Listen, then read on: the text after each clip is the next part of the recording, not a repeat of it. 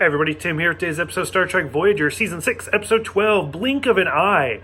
So I have a love-hate relationship. I'm just going to say that I really do like this episode. Part of that is nostalgia.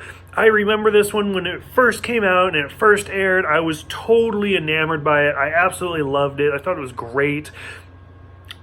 25 years later, watching it as a different perspective while also making these videos and binging them and keeping track of everything, it doesn't hold up as well as I remember it, but it is still really good.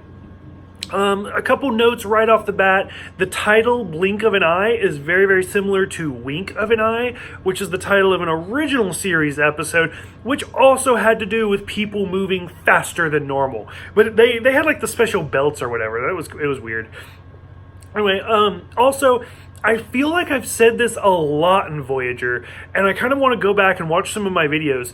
A lot of Voyager episodes, which, like I said, Star Trek has been on the air for 25 years-ish at this point, 1987 to 1999.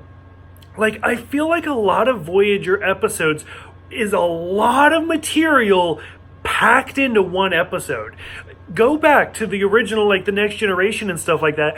A lot of it's really padded out. If I remember correctly, a lot of those reviews are this is really good, but you could chop out 10 minutes here, 10 minutes there, whatever, and it would make it shorter. Voyager, I feel is the opposite. A lot of stuff happens, and numerous times at this point, I've said, I kind of wish this was a 2-part episode, because they have so much material. I don't know necessarily if it's enough material to do 2 episodes, but at least an episode and a half, and then throw in some B storyline in there somewhere to kind of make it the 2-parter. And this is another one of those instances where I wanted more. I wanted to see a lot more go on with this episode. But instead, it's so short. And by the time we get to the end, I'm both, amazed by it. I'm so interested. But I'm also kind of tuned out because I'm I'm not going to get any answers by this. And this is also one of those episodes where if you think too hard on it, you're going to completely ruin the entire episode. So, to kind of go back to the beginning, this whole episode is about Voyager encountering a planet, and it's a kick-ass design. It almost looks like a donut. And it has some sort of weird sci-fi mumbo-jumbo, whatever, and Voyager kind of gets caught in its atmosphere a little bit, making it so it has 3 poles at this point. So a North Pole, a South Pole, and then the Voyager pole. And that kind of plays havoc with the planet. It starts causing tremors and stuff like this.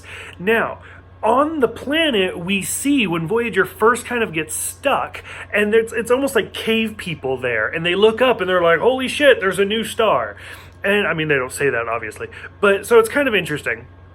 And then what we learn is that because of this unique planet, every second for Voyager is 1 day on the planet. So there's that ratio going on. And I'm sure somebody somewhere has actually sat down and calculated every single moment of this episode. I didn't do that because I didn't care enough. But we watch as Voyager stuck there for a couple of hours, or even a couple of minutes, and then a couple of hours, and then a couple of days, watching this planet age, and we see them go through a 15th century Renaissance, and then we see them go through a technological spell, and we watch roads get built, and we see vegetation grow and then die. And slowly they start sending out radio waves and stuff like this. And finally, they actually are able to send these 2 astronauts up to Voyager, which as soon as they get to Voyager, they slow down to our speed. Well, one dies, the other lives. And they're like, hey, this is the problem. Which in the meantime, we do beam the doctor down there, and then we have trouble, and we basically lose his mobile emitter because he's only supposed to be there for 3 seconds, and he ends up being there for a while. It ends up being 3 years their time.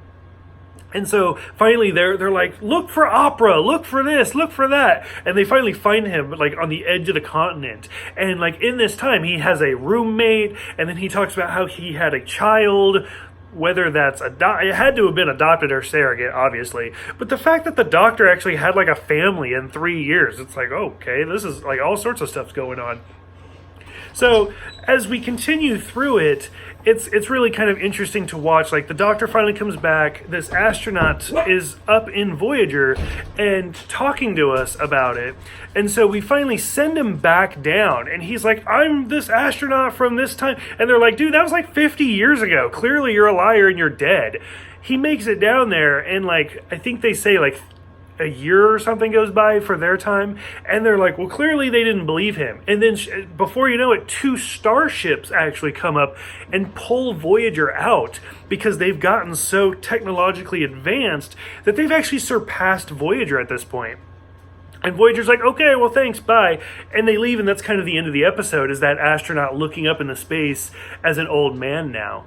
Like I said, overall, I thought it was great. Like, I was super into it. But again, it's one of those, like, you think about it, like, for years, like, what was going on with this planet? How new or old was this planet sitting there before, like, life started developing? And now that they're aging that, like, 1 day for every second, like, how long is it going to take before they're basically like a Q species because they've advanced so far ahead?